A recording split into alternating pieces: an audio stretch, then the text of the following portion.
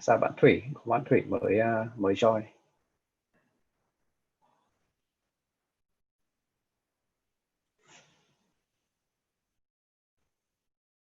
I think Jay is live now. I think we probably start.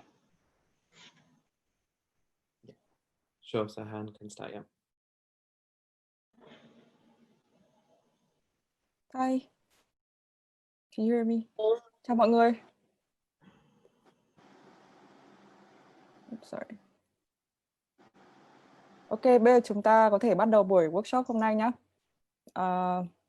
Bên phải màn hình là cái mục chat, và nếu mà các bạn có bất cứ câu hỏi hay thắc mắc gì thì các bạn có thể gửi và bọn mình có thể nhìn thấy câu hỏi và trả lời vào cuối buổi workshop ngày hôm nay nha. Ok, thì buổi workshop ngày hôm nay của chúng ta sẽ là về chiến lược học tập hiệu quả trong thời Covid, và mình sẽ nói qua một chút về Smart Bees. Smart Bees là bao gồm là bao gồm các giáo viên của trung tâm và có thể dạy các bạn online và các môn học khác nhau, và chủ yếu là có thể dạy cả IELTS nữa. Và nếu các bạn quan tâm thì mình đã có gửi link qua email của các bạn. Về buổi workshop thì sẽ được chia làm 3 phần. Phần 1 thì chúng ta sẽ cùng lắng nghe chia sẻ từ một cựu du học sinh từ Vương quốc Anh, và người có nhiều kinh nghiệm về học tiếng Anh cũng như là học bổng du học, là anh Tùng. Phần thứ 2 thì chúng ta có một vị khách mời khác cũng rất đặc biệt đến từ Vương quốc Anh, là anh Jay, và người có 15 năm kinh nghiệm trong mảng giáo dục Anh và vinh dự được lọt vào danh sách đề cử doanh nhân phát triển nhanh nhất trong ngành giáo dục UK 2012. Phần 3 là phần cuối cùng thì dành cho phần câu hỏi và trả lời. Thì hai diễn giả sẽ trả lời các câu hỏi được Smart Bees tổng hợp lại các form đăng ký từ các form đăng ký của các bạn. Và nếu các bạn cũng có câu hỏi gì thì cũng hãy gõ trong suốt quá trình workshop diễn ra nha. Ok, mình xin được giới thiệu anh Ngọc Tùng là diễn giả đầu tiên của buổi workshop ngày hôm nay. Xin mời anh Tùng giới thiệu một chút về bản thân mình trước khi chúng ta đi vào phần chính của buổi workshop. Xin chào mọi người, mình tên là Tùng. Như bạn hai anh có nói trong cái buổi workshop của hôm nay thì mình cũng muốn là các bạn lấy được càng nhiều thông tin càng tốt. Thành ra là trong cái thời gian mà mình nói, nếu các bạn có câu hỏi gì các bạn có thể hỏi trực tiếp, không phải đợi đến cuối nếu mà thật sự là cái phần đấy mà các bạn cảm thấy rất là quan tâm. Thì trước hết cũng muốn giới thiệu một chút về bản thân. Thì mình đã sống và làm việc ở bên Anh, hiện giờ vẫn đang sống ở bên Anh được gần 20 năm. Mình sang Anh năm 2002 sau khi tốt nghiệp phổ thông ở Việt Nam, và mình có học 2 năm A-level ở một trường tên là David Game ở London. Mình học chương trình A-level tại chương trình dự bị đại học. Tại cái thời điểm đó thì là cái bằng tốt nghiệp phổ thông Việt Nam của mình chưa được công nhận ở Anh, nên ra là mình phải học cái bằng dự bị đại học. Thì trong đó thì được quyền lựa chọn học mà tối thiểu là phải 3 môn. Thì trong thời gian đó mình học 3 môn chính là môn toán này, toán thống kê và kinh tế. Sau đó thì mình cũng vào trường, sau khi học 2 năm dự bị đại học A-level thì mình cũng vào trường đại học tên là trường University College London, tên là UCL viết tắt. Thì học 2 ngành chuyên ngành về kinh tế và toán thống kê. Thì sau khi ra trường thì cũng khá là may mắn đã được nhận vào làm việc cho ngân hàng đầu tư hàng đầu của nước Mỹ tên là Goldman Sachs. Thì không biết các bạn có biết công ty này không, thì cũng công ty khá là lớn ở trong cái ngành tài chính và đầu tư của thế giới. Mình làm ở trong công ty này trong khoảng 7 năm. Sau đó là làm ở London, sau đó mình chuyển sang bên Abu Dhabi ở Trung Đông, làm một chuyên gia cao cấp về các hợp đồng tái sinh cho quỹ đầu tư chính phủ lớn thứ hai thế giới tên là ADIA. Năm 2017 thì mình quay lại nước Anh làm cố vấn cao cấp cho chính phủ, ngân hàng và các quỹ đầu tư ở Anh trong các cái chương trình như cái Brexit program của họ. Thì cũng muốn nói một chút để chia sẻ cái tầm cái tầm quan trọng của việc học tiếng Anh trong học tập cũng như trong công việc ấy, thì cũng như các bạn biết là tiếng Anh là cái công cụ, nó như một cái ngôn ngữ quốc tế, là tâm ra tất cả những bạn nào muốn muốn tìm kiếm được nhiều thông tin hơn ở trên mạng và các thông tin thì chắc chắn là phải biết tiếng Anh. Nên là cái việc quan trọng tiếng Anh thì có lẽ tất cả mọi người đều biết, và có thể đó là lý do tại sao mà các bạn quan tâm và tham gia cái workshop ngày hôm nay. Và cái thứ hai tức là cũng nói một chút về cái để có được tiếng Anh thì nó sẽ tạo cho các bạn cơ hội việc làm rất là tốt trong tương lai. Cũng từ kinh nghiệm bản thân, cũng vì là học tiếng Anh và cũng học và làm việc ở Anh, nên là tiếng Anh là cực kỳ quan trọng. Thì cũng nói một chút về cái vấn đề là cái tình hình thực tế của cái COVID-19 này, thì nó ảnh hưởng rất là nhiều đến toàn bộ thế giới, và nó đã làm cho tất cả mọi người chuyển sang làm việc online. Đó là lý do tại sao mà học online trở nên rất là quan trọng đối với các bạn học sinh hiện giờ. Thì lý do tại sao mà học online quan trọng vì là phần lớn, đặc biệt ở London, thì tất cả các ngân hàng, công ty lớn bây giờ họ vẫn đang đóng cửa ấy, tức là các văn phòng hiện giờ đang đóng, các nhân viên đều làm việc ở nhà, làm việc online. Và mà actually là khi mà họ phát hiện ra thì cái việc làm việc tại nhà nó không ảnh hưởng quá nhiều đến năng suất ấy. Nên ra là có thể trong tương lai phần lớn các công việc sẽ chủ yếu làm việc ở nhà cho đến khi tìm ra được vaccine. Và làm việc ở nhà này cũng tiết kiệm rất nhiều về chi phí đi lại và cũng như là các chi phí khác phát sinh khi mọi người phải đi làm. Đó là lý do tại sao mà cái việc học online nó rất là quan trọng. Đó là một cái kỹ năng trong tương lai để các bạn có thể tìm được công việc online và có thể làm được một cách hiệu quả. Thì đây mình cũng muốn là giới thiệu một chút về Jay. Thì Jay, you want to start? Jay, you on mute. Thank you, Tung. Thank you, Han. Thank you for inviting us here today onto SmartBee's platform. I know there's many people watching on Facebook and on YouTube right now as well, so thank you for joining everybody. My name's Jay Ruparelia. I'm based in London. I was born in London, and I've been through the whole British education system here, and I've been in the education sector business for about 15 years now. So in terms of my experience with that, we work with a number of boarding schools in the UK and private schools when students are coming from abroad, from many different countries, especially from Far East Asia. And we look after students here in the UK whilst they're away from their families. We also run online tuition programs in English and many other subjects. Today, I know we're focusing on more specifically the COVID period and how to make sure you can study effectively whilst you're locked down in your homes, or if you haven't had access in the last few months to going to school. So obviously, this is a very difficult period for people globally around the world. I'm going to just pass over to Han to maybe translate a little bit on what I've just said before I move on.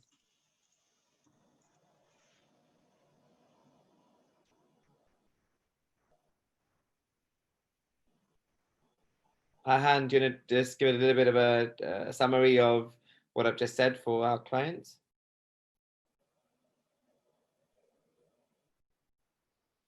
Or maybe Tung, if you can. Yeah. So maybe I do a quick thì mình cũng dịch một chút là cũng giới thiệu một chút về Jay. Thì anh Jay đã làm trong cái ngành giáo dục hơn 15 năm rồi, và anh ấy làm trong có mối quan hệ rất là tốt với các trường cấp 3 và trường đại học của bên này, và anh rất là vui để có thể nói chuyện và chia sẻ các kinh nghiệm về cái việc học tập ở bên Anh. Yeah, I'll just keep a quick introduction, Jay. You can carry on. Sure. So in terms of studying English, obviously being a second language to everybody that is obviously not using it at home, it's really, really important to keep the consistency. Whether you're studying online or whether you're studying in school, I think absorbing yourself in watching English material. These days, there's so much content on, you know, social media platforms like YouTube, where you can really follow through on things. Obviously, reading English material at home, books, even though, you know, the biggest thing us teachers have found in the UK, even with British students, is that because now we've got a lot of access online, people don't read as much as before. And I think this is really, really important, because it doesn't matter how much you get online, having a physical book in front of you still makes a big difference. Reading newspapers, you know, reading the good broadsheet newspapers, where you can read more complicated English, is also really important. You can get access to some of the British newspapers, even in Vietnam, online. So really spending time trying to read you know, stuff from literature, post-1900, pre-1900 material will really help. We'll be putting some tips up. I'll share some tips with Smart Bees in terms of how you can access some of these old books. And obviously, these are good ways of engaging with material, rather than just doing everything online. Sometimes having these physical copies does make a big difference. Như anh Jay anh cũng khuyên ấy, để học được tiếng Anh tốt ấy, thì phải luôn luôn mình phải chịu khó học chăm, học thường xuyên. Cái việc học tiếng Anh là phải thì có một số cách, một số cái tips như sau. Thứ nhất là mình có thể nên xem các cái chương trình bằng tiếng Anh ở trên như các chương trình giải trí bằng tiếng Anh ở trên YouTube này, trên Facebook, có rất nhiều. Bây giờ bởi vì là có internet, đâm ra các bạn có thể tiếp cận được các cái chương trình tiếng Anh rất là nhiều trên YouTube. Nhưng mà cái mà quan trọng hơn đó là phải các bạn phải chịu khó đọc sách. Thì đặc biệt kể cả dành cho cả học sinh ở bên Anh nữa, đâm ra là vì là hiện giờ là do là có rất là nhiều cái chương trình giải trí trên YouTube ấy, đâm ra là cái thời gian các bạn dành cho đọc sách bị ít đi. Đâm ra mà anh khuyên là các bạn nên đọc sách này và đọc báo tiếng Anh nhiều hơn. Như kiểu các báo chính thống ấy thì nó sẽ giúp các bạn nâng cao cái khả năng viết luận và khả năng các cái ngôn từ tiếng Anh nó phức tạp và chuyên môn ấy, thì chỉ đọc sách với cả các cái báo thì các bạn mới nâng cao được khả năng tiếng Anh, khả năng viết của bạn. Và một số quyển sách cũng nên khuyên, thì là bên Smart Bee sau này anh Jay sẽ gửi cho bên Smart Bee những cái quyển sách, những cái tạp chí mà các bạn nên đọc, nên dành thời gian nghiên cứu, thì nó sẽ tốt hơn.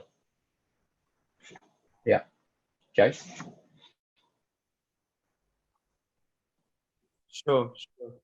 So I think we can maybe move on to some of, I know that some questions that are coming in on Facebook and on the social media channels, and some of them. Han, do you want to read out the questions, and then me and Tun can see how we can help answer those?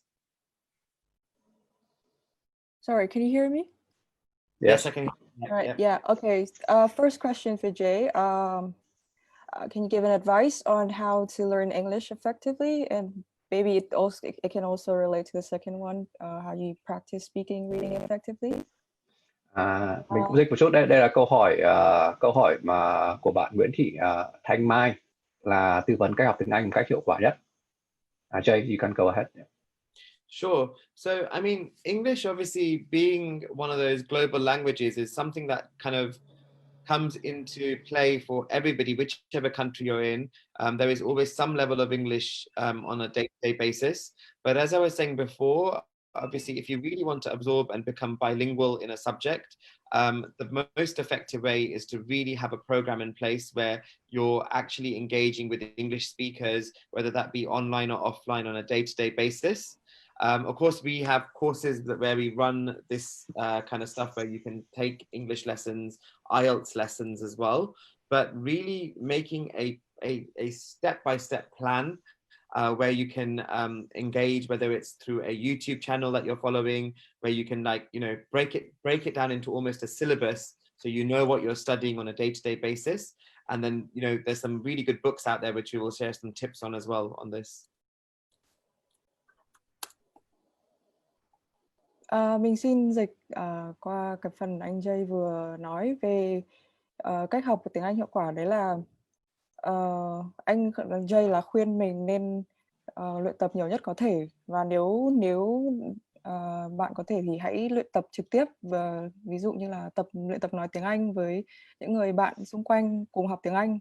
Và về cái phần nếu mà bạn cảm thấy quá khó khăn để tìm một người mà có thể giao tiếp trực tiếp tiếng Anh thì có thể nhờ đến sự giúp đỡ của các thầy cô, và bên SmartBees bọn mình cũng có các giáo viên chuyên về dạy nói speaking và có thể hỗ trợ các bạn trong phần này. Và ngoài ra thì các bạn anh Jay vẫn khuyên các bạn là đọc nhiều để củng cố vốn từ vựng, và củng cố không chỉ kiến thức nữa mà cả những vốn từ vựng liên quan đến những cái chuyên ngành cụ thể.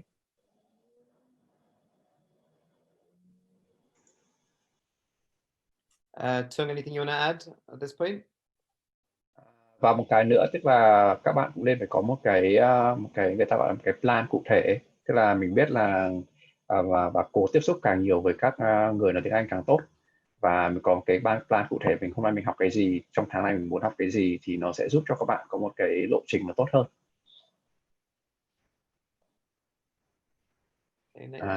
Okay. Next question is for Jay again. How to write a thesis for scholarships? Câu hỏi của bạn Vũ Thị Hồng Nhung là cách viết khóa luận để giành học bổng. Jay, you can go ahead. Sure. So one part of our company does look at scholarships for Vietnamese students that want to come to study in the UK at boarding school and at university level. We work with some of the best institutions in the UK. We work in total with over 60 different boarding schools. And a lot of those do offer scholarships based on academic merit. So by that I mean the scholarships will be tested on a number. You'll be tested on a number of stages.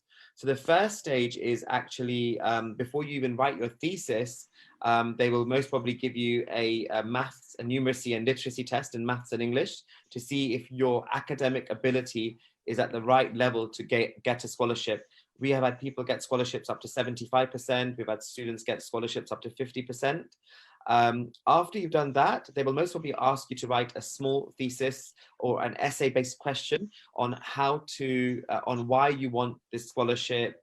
Some of them ask about what, some of the key questions are, why do you want to study in the UK? Why do you want to study particularly at this school in the UK? So in terms of writing these theses, we can definitely help as well in terms of how you break it down. Normally there's a 5 or 6 point strategy that we use to help you break down your thesis into a very coherent, consistent way. The biggest mistake students make when they write the scholarship thesis is they try to put in too much information about the competitions they've been part of, about the academic grades, but the structure of how you need to write it, and if you're actually answering the question that is being asked by the school. That's where students fail most of the time. So we do have courses to help prepare for this and to make sure that students really understand how to break this down. And the other thing is we find that sometimes people apply for scholarships without actually really knowing what the school does. So they just want the scholarship without really knowing the key points about the school. So we really make sure that they understand the benefits and the advantages of being at one school as opposed to another. And then they can talk about this as part of their thesis as well. So we can definitely help with that if anybody needs any help, or if they need any help with the applications to come to the UK. We do this every day as a full-time business.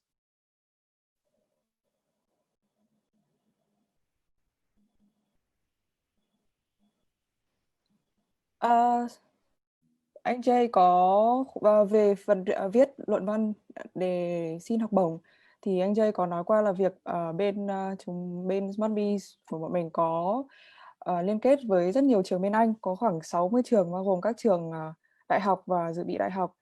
Thì và vậy nên là anh có rất nhiều kinh nghiệm về trong cái việc viết luận văn này.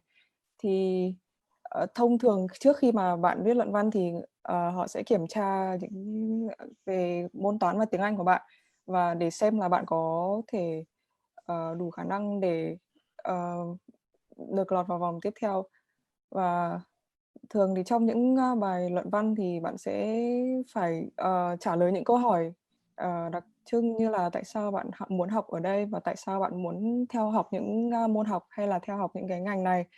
Và một trong những sai lầm mà các bạn viết bài luận mắc phải đấy là bạn cho quá nhiều thông tin vào trong bài viết của mình.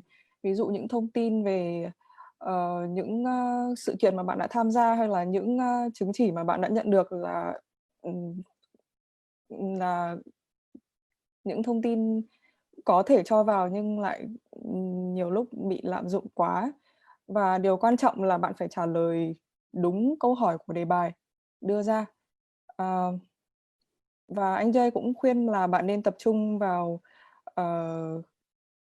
nói về cái ngôi trường hoặc cái môi trường mà bạn sẽ theo học và lợi ích của cái việc theo học ở cái nơi mà bạn đang muốn theo đuổi là gì, và bạn nên thêm những cái điều đấy vào cái bài luận của mình.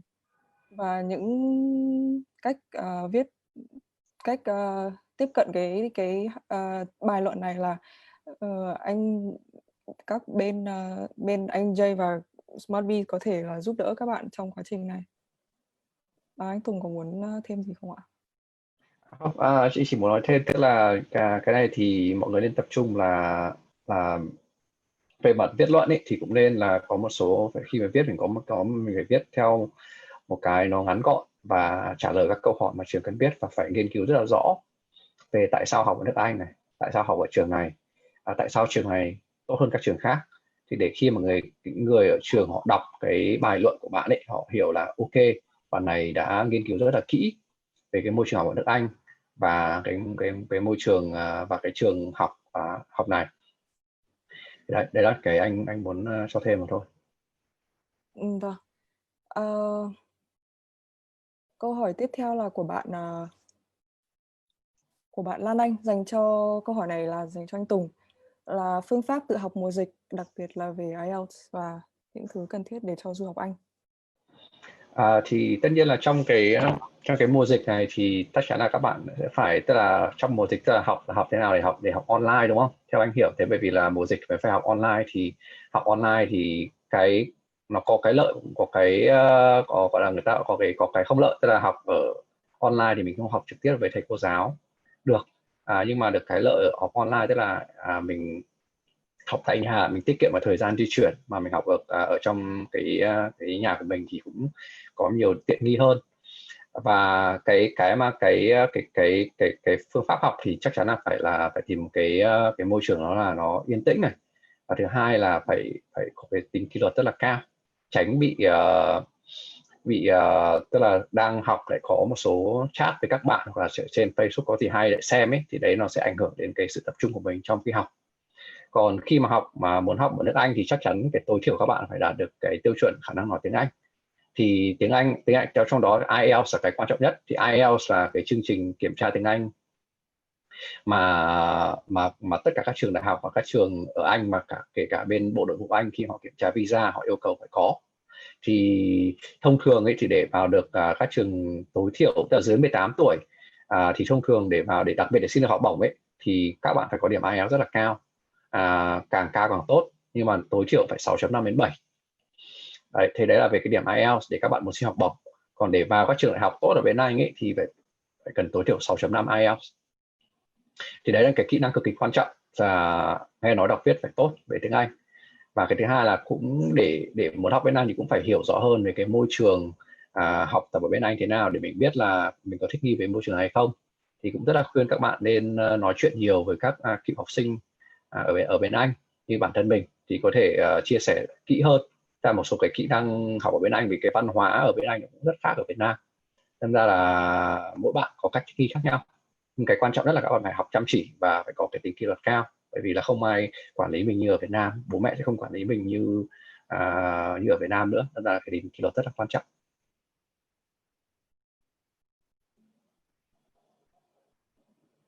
Yeah, so you can move to the next question.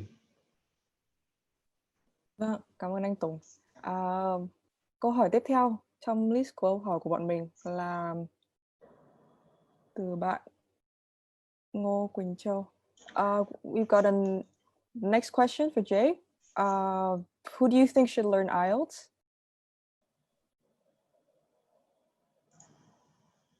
Sorry, can you repeat the question? Next question we have is, who should learn IELTS? Who do you think should learn IELTS?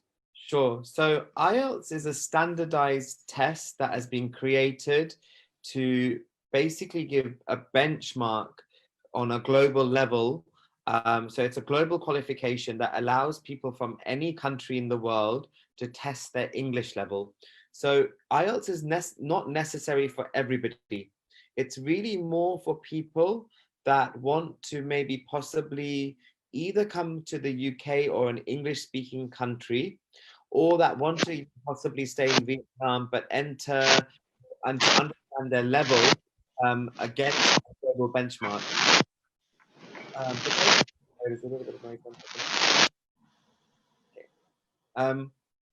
So it really depends on what your aim is. So if you want to know where you stand against other people globally, there are 2-3 different types of English tests that you can take. One is the IELTS. The other one is the GCSE or the IGCSE in English, language or literature. And if you want to do something more advanced, it's the A-level in English. The one needed by the UK Home Office, the government, the visa offices is generally the IELTS. And generally you need between 5.5 and 6 to be able to enter any UK institution. But obviously if you're going for a scholarship at a boarding school, or if you're going for a scholarship at a university, you'll need a much higher level than that, closer to between 7 and 8. The highest you can get in IELTS is around 9. And it's split into 4 different components: speaking, listening, reading, and writing. And they take the average of your 4 scores to give you your overall score. So really it's for people that want to come to the UK or stay in Vietnam and understand their benchmark. And we do provide, I know SmartBees does provide some programs on this so that you can understand and then take the test. The benefit of taking the actual test is good, because once you've been officially marked by the IELTS board, this will be accepted in many places in the world. IELTS is also accepted in the USA, in many places, in Australia, in New Zealand, in many different countries. So it really is a global benchmark to help you understand where you stand.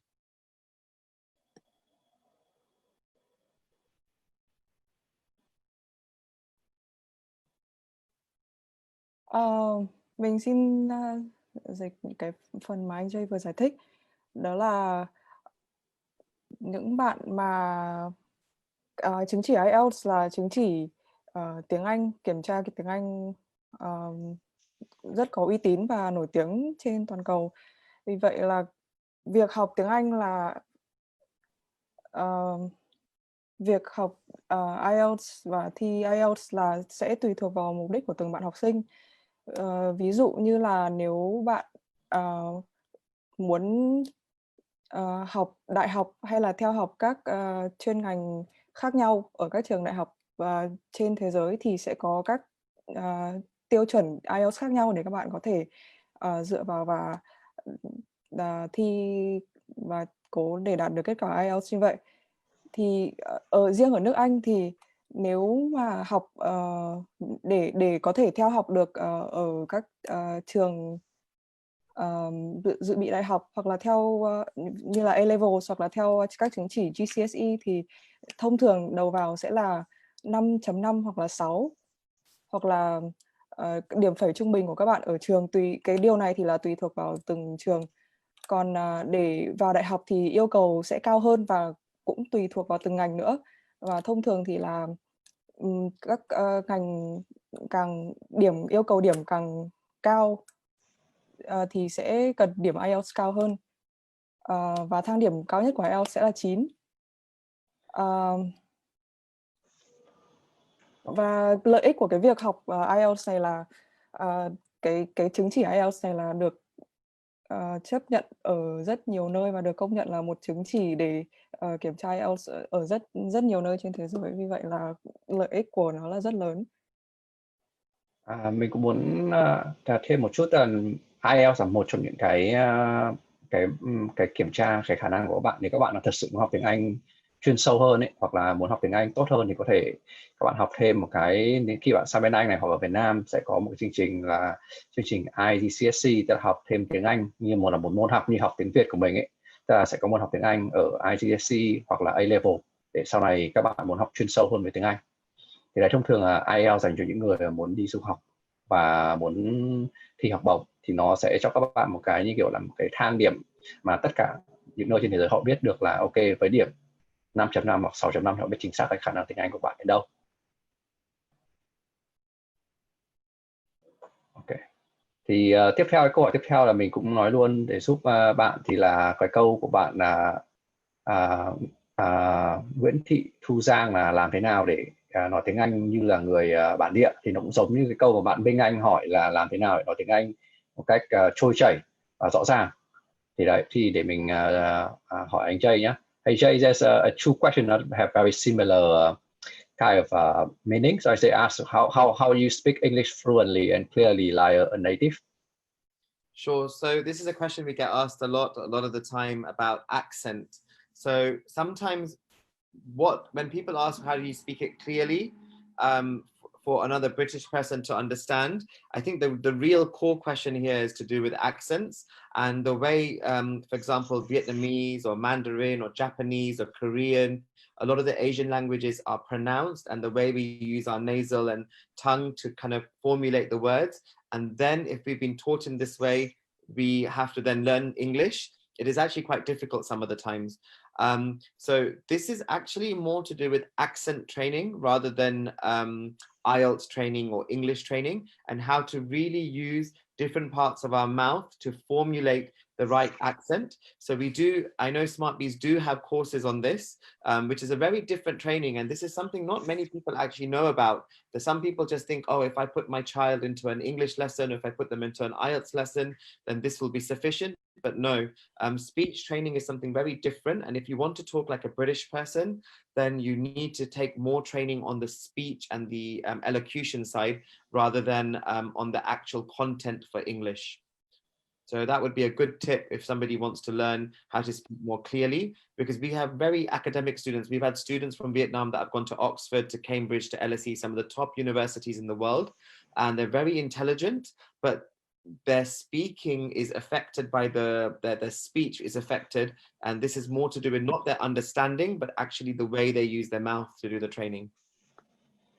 Thì như anh Jay vừa nói, cái mà để nói như một người bản địa thì là mình nói thế nào cho cái giọng của họ của mình giống như là người Anh. Ví dụ như cách đơn giản, tức là ví dụ như các bạn mà nghe một người nước ngoài nói tiếng Việt thì các bạn sẽ cảm thấy biết ngay là người nước ngoài đang nói tiếng Việt. Thì cái quan trọng nhất là để nói được khi mà mình nghe mà không gặp người đó mà họ biết, mình biết chính xác là người này là actually là nói như người bản địa, thì là nó phụ thuộc cũng rất là khó, vì là như người châu Á, như người Việt, người Hoa và người Nhật thì cái cách cái ngôn ngữ mình được dạy từ bé, thì các cái phần của cái họng này và cái mũi là khi mình phát âm nó khác với cái tiếng Anh. Khi mà chuyển sang học tiếng Anh thì nó là một cái ngôn ngữ hoàn toàn khác. Cái cách mà các bạn sử dụng các cái phần của họng, của mồm nó sẽ khác với cách các bạn học từ cái tiếng mẹ đẻ. Dẫn ra là cái IELTS thì nó sẽ rất là khó để giúp các bạn nói tiếng Anh như người bản địa. Cái mà bạn muốn nói tiếng Anh như bản địa thì nó một cái chương trình khác, một chương trình dạng nói thế nào để cho giống người Anh. Thì cái này là một cái nó hơi khác so với cái IELTS. Thì để nói với người Anh thì cách nói ra làm sao thì nó gần hơn với cách là dạy cách nói chuyện như thế nào. Thì các bạn có thể liên lạc với bên SmartBees để xem có các chương trình như thế không. Bởi vì là trong cái IELTS rồi có rất nhiều các bạn học sinh học IELTS điểm rất là cao vào Oxford and Cambridge, nhưng mà kể cả bản thân mình cũng thấy rất là khó để có thể nói được cái giọng như giọng người Anh. Đấy, thì cái này phải qua một cái lớp đào tạo riêng.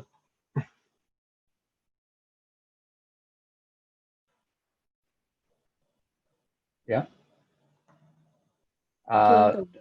Mình có một số câu hỏi nữa, không biết là có thể trả lời nhanh trong được không ạ? Được, em cứ hỏi đi. Vâng, câu hỏi đây là liên quan đến việc du học ở London. Nếu mình đi du học thì mình nên ở London hay là ở dưới tỉnh? Ok, cái này để cái này sẽ có hai người trả lời. Cái này để cho anh Jay trả lời trước nhé, sau đó mình sẽ trả lời từ cái kinh nghiệm bản thân. Hey Jay, There's a question of when you go to the UK, which part of the UK you should study, whether in London or whether it's somewhere else outside London. Yes, this is a very common question, and to be honest, a lot of this really depends on your personal preference. So London, being one of the biggest cities in the world, is a fantastic institution to study, a fantastic city to study in, and there's some really good institutions in London. Generally in London, you don't tend to find many boarding schools in central London. So if you decide to study in London, you will study in a private school that has the license for international students, but you will normally live somewhere next to the school. So you will not be on a campus environment. And this suits many students quite well. So if you like the city life, if you enjoy the whole buzz of being in a city, then London is definitely for you. The academic rigor at the boarding schools and at the private schools in London is very much the same. So in terms of academic, you're not going to be disadvantaged by studying in London or by studying in out of London. If you want the traditional British boarding school experience, you must go a little bit outside of London, or you can even go further afield. I know, for example, we have Han with us today, who also studied in boarding school in the UK. She studied near a beautiful town called Reading, and near that town she was which was only, like, you could get from Reading to London in 20-30 minutes by train. So you could still almost it was outside of London, but you could almost say it was an extension of London by train. So that area had beautiful fields, beautiful countryside. They had the horses, a very traditional building, a very beautiful, spacious surroundings. And, it was a very nice experience to study in something that was away from London, but yet you could get to London on the weekends.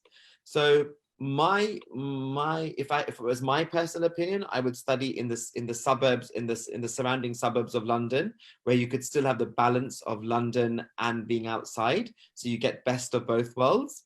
But if you decide to study in a private school, you will still have a very good experience, a city experience. So it really depends on what you want. And normally when we help students with the application, this is one of the questions that we ask to make sure we know, what do they prefer? And then we will help them select 5 schools out of our 60 that we think would be best suited for them. We will look at their academic ability so we can see what kind of scholarship they can get there. So we will help you make this decision if you do applications through us. We don't charge students to do applications. It's free of charge as well. So we can really, sit down comfortably with you and have a call. I'm involved in the calls. I have my team in Vietnam that would get involved in the calls as well, to really make sure that we get the right place for you. And this is a very good question, because sometimes without coming to the UK, you don't know where is good, and you hear all these agents and people online and on social media talking about different places, but some of them have not even been to the UK. They don't know what they're actually talking about. So it's important to make sure you're speaking to people that have had real experience. So of course, I've had experience. Tung has also is in London. Han, who's presenting, has also been in the UK. So it's really important that you can speak to people that have had the experiences, so you get the right advice. Thì cũng muốn dịch sơ lược những cái mà anh Ray vừa nói. Thì là ở London là một thành phố rất là lớn, thì là mọi người cũng biết là London là một thành phố là trung tâm tài chính lớn nhất trên thế giới, nó ngang với New York. Thì cái sự khác biệt giữa London và các tỉnh ấy, thì London thì thông thường là rất là ít các trường. Ở bên Anh có 2 loại trường, một trường là trường gọi là bán trú, trường tư, và trường là trường nội trú, ta học ở đấy luôn và sống ở đấy luôn. Thì thông thường ấy, ở London thì chủ yếu là các trường gọi là bán trú, tức là các bạn học sinh quốc tế sang thì sẽ học ở trường nhưng mà sẽ ở xa trường một chút, sẽ ở chung với cả cái khu gần trường, và sẽ có một cuộc sống như cuộc sống ở đô thị. Còn nếu các bạn học trường boarding school, ta trường nội trú, thông thường các trường này nó sẽ nằm ở ngoài London, ở ngoại thành London hoặc là xa hơn, thì thông thường ở các cái vùng quê thì các bạn học ăn ở tại trường luôn. Thì đấy, thì cái sự khác biệt về mặt học thuật, về cái chất lượng giảng dạy thì nó không khác biệt gì cả, nó tương đương như nhau. Cái mà anh Jay vừa nói ở đây tức là các bạn nó phụ thuộc vào các bạn muốn sống ở và học tập ở cái môi trường nào. Nếu các bạn muốn học ở môi trường đô thị và tiếp xúc được nhiều người, thích giao lưu với nhiều người thì có thể học ở London. Còn nếu các bạn muốn học một cái chương trình mà nó tập trung mà có một cái gọi là truyền thống học ở Anh ấy, ta học ở bên Anh thông thường từ ngày xưa người ta hay học trường nội trú, tức là học mà cùng cảm giác rất là mang tính chất là truyền thống Anh, thì có thể là và thích ở cái phần ngoại thành. Ở ngoại thành thì nó đẹp hơn rất là nhiều, nó có một cái tức là vườn rộng, tức là rất là đẹp. Thì đấy là tùy thuộc vào cái môi trường nào các bạn muốn học, môi trường nào các bạn cảm thấy là mình học tốt hơn, thì đấy là cái sự khác biệt giữa London và ngoại thành London. Thì một cái đấy anh Jay anh cũng muốn nói, tức là vì anh Jay anh ấy cũng đã làm việc với hơn 60 trường ấy, thì cách tốt nhất để các bạn là thông thường các anh khi mà anh ấy tư vấn cho các bạn học sinh muốn học du học ở nước ngoài ấy, thì thông thường anh sẽ cho các bạn ý 5 sự lựa chọn của các trường, sẽ giải thích từng cái sự khác biệt ở từng trường như thế nào. Thật ra anh ấy khuyên là nên là khi mà muốn quyết định du học thì nên nói chuyện với những người mà đã và đã đi du học và từng sống ở Anh, như anh Jay này, như bản thân anh này, hoặc như bạn Hà Anh cũng đã từng học, cũng hiện là đang học ở bên Anh và cũng đã từng học trường nội trú ở ngoại thành London. Thì có khá nhiều các trường ở ngoại thành London thì cách trung tâm khoảng 40 phút đi tàu thôi. Thì đấy, nếu các bạn mà muốn vừa có một nửa là học ở nội trú này, vừa mà đến gần trung tâm thì có thể chọn một cái số trường nội trú mà ngoại thành London một chút. Thì đấy là về mặt học ở đâu và sự khác biệt như thế nào.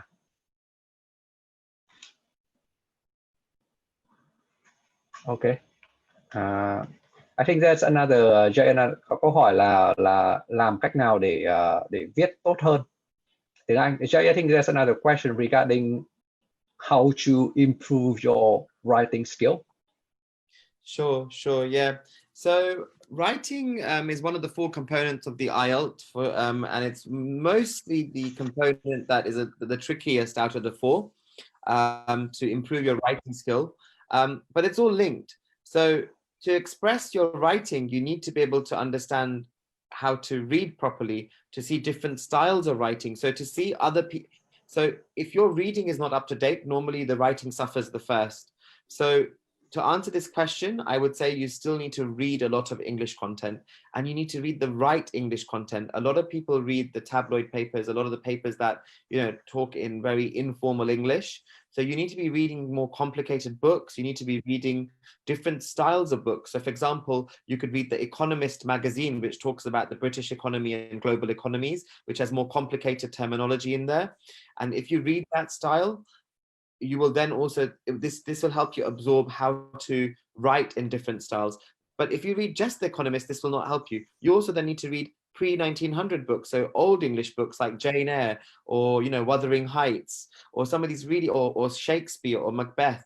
The more engagement and absorption you have of different styles of reading, the more you will be able to write better English. I think it's also important to try different types of essay questions. So it's important that a good English teacher sets you different types and genres of English questions, and then they expect you to write the answers to those questions. And this will really help you to understand how you should write. So normally a lot of good English teachers will show you how to write in the first person, how to write in the second person, how to write in the third person. This is very important way of knowing how to write. Also looking at different, do you know how to write poetry? Do you know how to write formal essays? Do you know how to write letters? Do you know how to write debates? So, actually practicing these different areas will also show you the different styles of writing. This does not happen overnight. It is important that if you are planning to take a scholarship in the UK, or if you're planning to come to the UK or any country, or if you want to get into the top institutions, that you start building these English skills from at least 6 months to 1 year in advance. You cannot expect to become a professional writer or a good writer if you try to do these things overnight. This is a journey. It is not an end goal. Improving your English or improving yourself in any language is definitely a journey. And even me at my age, I'm still learning many different things. And many, you know, I was at the British Museum just before lockdown, and I was looking at some of the different sections I'd kept there, and I was looking at the different styles in history of English writing and the Rosetta Stone there, and I was learning new things from this. So my point is that if you really want to absorb this, this is a daily practice and routine of consistency that you need to bring into your life, and then only will you really be able to see some benefits. Thì để cái writing là cái viết ấy thì là một cái kỹ năng khó nhất trong 4 cái kỹ năng học IELTS. Thì nhưng mà các cái kỹ năng nó thường nó kết nối với nhau ấy, thì thông thường là để viết tốt thì phải đọc tốt. Đấy, thì để đọc tốt thì phải đọc nhiều, đọc đa dạng, đọc các loại tiếng Anh khác nhau. Thì như anh Jay nói thì các bạn có thể đọc hạn chế đọc cái tờ báo lá cải, thì cách họ viết rất là không chuẩn ấy, họ viết dưới dạng như kiểu văn nói chứ không phải văn viết. Thì nên đọc những loại sách này, sách thì có nhiều loại sách khác nhau, thì nên đọc loại sách nhiều sách cổ điển, những cái tác phẩm bạn học trước năm 1900 chẳng hạn như là Shakespeare hoặc là hoặc là các cái quyển sách khác. Đấy là về cách viết sách. Còn có thể đọc các cái tạp chí chính thống như là tạp chí The Economist ấy, tạp chí nhà kinh tế, thì họ sẽ giúp các bạn viết tốt hơn về cái khả năng viết luận, viết các bài báo. Thì các bạn đọc các loại tiếng Anh khác nhau thì các bạn sẽ tạo cho mình cái khả năng viết về các loại tiếng Anh khác nhau. Thì trong đó bạn có thể đọc các cái bài viết về khi mà bạn học với các thầy cô giáo, thì mình sẽ cũng yêu cầu các thầy cô giáo giúp mình viết dưới dạng là mình là người viết, viết về bản thân là mình viết, hoặc là viết dưới dạng người thứ hai, hoặc viết dưới dạng người thứ ba, thì nó sẽ rất là tốt cho khả năng viết của bạn.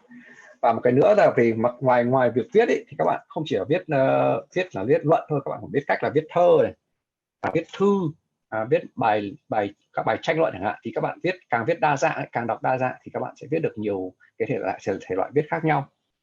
Và cái quá trình này thì thật sự là một quá trình lâu dài, phải liên tục, chứ không thể 1-2 ngày là xong được. Thì cái này thông thường phải ít nhất là 6 tháng đến 1 năm để bạn có thể nâng cao cái khả năng viết của bạn được.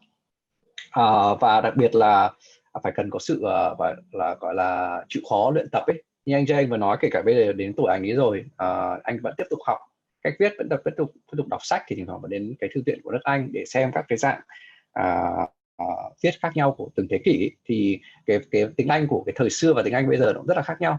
Đấy, thì đó là cách duy nhất để các bạn viết tốt hơn, đó là phải đọc nhiều và đọc đa dạng, và đọc các loại sách và tạp chí chính thống ấy, thì cái cách viết của bạn sẽ rất là chuẩn.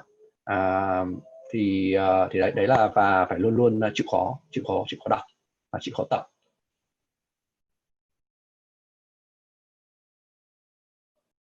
Ok. Vâng, em nghĩ đấy là tất cả câu hỏi mà mình nhận được trong buổi workshop ngày hôm nay. Thế các bạn còn có thêm câu hỏi nào ở đây không? Các bạn tham gia trên Zoom này, hoặc các bạn trên Facebook.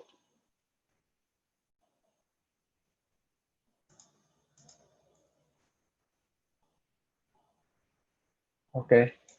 I think Jay, I think that's it. I think no more question from the audience. Sure. Thank you, I guess, to everybody for joining today. And I think we'll leave some details on the Facebook Live of how to get in touch with us. But Han, if there's any details you think you need to pass on, maybe you can pass on how they can get in touch to find out more about the SmartBee courses for English and IELTS. And if there's any queries about scholarships for entry in January 2021. There's also some schools will have spaces for September 2020 as well, and of course for September 2021. So if anybody has any queries, they can get in touch and we can help, whether it's a boarding school application or a university application. As I said before, if you're planning to do a scholarship, you do need to do the IELTS. You should do an IELTS course first to make sure you get the right attainment level, because it's not about getting the basic home office level of 5.5. You will need something close to between 7 and 8. So if you do need help with the IELTS courses for that purpose, or if you just want to know what level you're on, then we've got loads of different courses that might be of use to you for that. Mình xin nhắc lại lời của anh Jay là Bọn mình có thể trợ giúp cho các bạn về quá trình học IELTS, không chỉ là riêng về IELTS học thuật mà có thể là phục vụ cho các mục đích khác như là để xin học bổng hay là để chuẩn bị cho quá trình nhập học của các bạn. Thì nếu các bạn có bất cứ thắc mắc gì thì các bạn có thể để lại thông tin hoặc là câu hỏi qua cả trang Facebook của bọn mình. Anh Tùng có muốn nói gì không ạ? Không, chỉ muốn nói là rất cảm ơn các bạn đã tham gia cái workshop của hôm nay. Hy vọng là các bạn cảm thấy cái workshop này nó trả lời một số các câu hỏi của bạn có, và các bạn cảm thấy là các thông tin mà mình và anh Jay cung cấp nó hữu dụng cho các bạn trong tương lai. Còn nếu mà còn câu hỏi gì mà không mà hiện giờ chưa nghĩ ra mà sau này mới nhớ ra để hỏi thì các bạn có thể liên lạc với Hà Anh để mà Hà Anh có thể liên lạc với mình để mình có thể trả lời các bạn cụ thể hơn. Đặc biệt là nếu các bạn muốn chia sẻ, mình chia sẻ cụ thể về cái việc học ở nước Anh như thế nào, mình có thể chia sẻ cụ thể hơn, chi tiết hơn. Vâng, mình cũng muốn nhắc lại em một chút về các phần quà của các bạn khi mà tham dự workshop ngày hôm nay. Đấy là một buổi học free vào buổi tối thứ 3, free IELTS tiếng Anh, và một bài kiểm tra test IELTS 4 kỹ năng. Và bộ phận chăm sóc của bọn mình sẽ liên hệ với các bạn ngay sau buổi workshop ngày hôm nay để hướng dẫn các bạn về cách thức nhận phần quà. Xin cảm ơn các bạn. Okay. Okay, yeah. All right. Thank you, everybody. Thank you. Xin chào. Bye.